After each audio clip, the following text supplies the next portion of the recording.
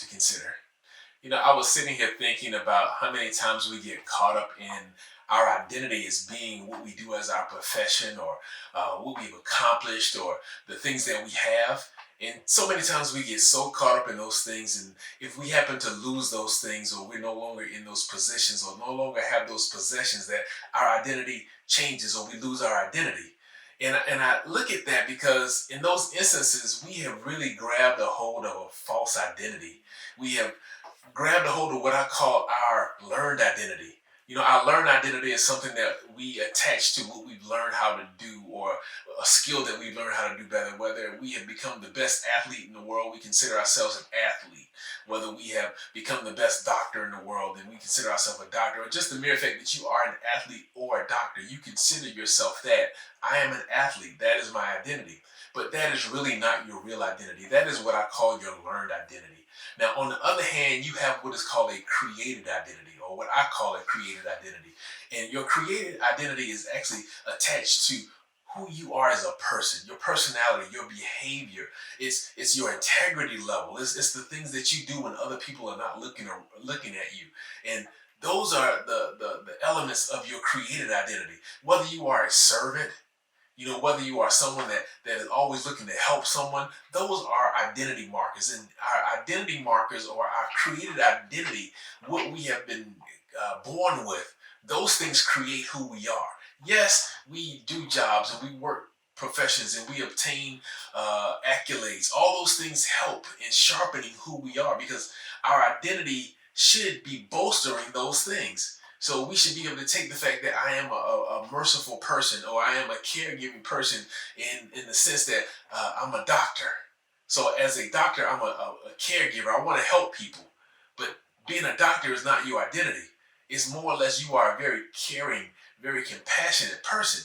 And those are the things we have to look at when we establish our identity, or at least we establish our identity in thought. Because as we think, so we are. The Bible says that as a man thinketh in his heart, so is he. So if we think that we're just an athlete, that's all we will be.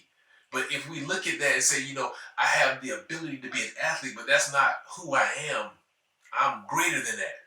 It puts us in the vein of going after our purpose. Our purpose is so much greater than what we do as a profession or the accolades that we accomplish. It's the totality of what we are moving towards. It's taking all of the skills, all of the abilities, all of the accolades, all of those things and bringing them to bear in what our personality is and who we are as an individual with our integrity and taking it and trying to effectuate a greater good. The greater good is what leads us to our purpose. What did all the things that I do in the past or currently doing, how did all of those things converge together into the greatest thing that I could ever do in my life? Martin Luther King Jr., he did so many things for civil rights. He was just not a preacher. If he had said that he was just a preacher, then he would have just stayed in the pulpit.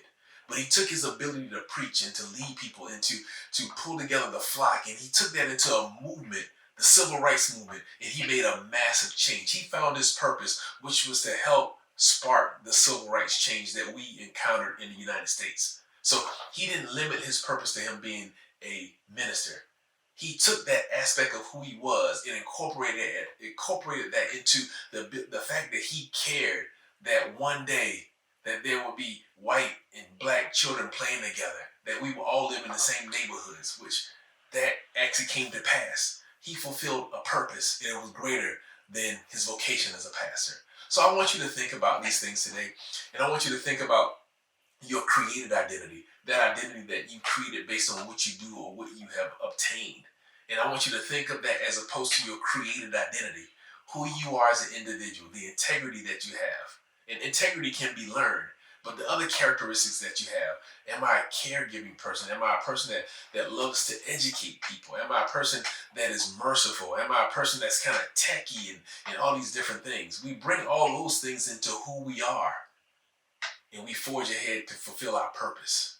So I just want you to think on those things and think about your created identity versus your learned identity. And if you would like some more information on this, you can message me, send me a direct message. I can send you a flyer that I kind of compose to actually share more information about your learned identity versus your created identity.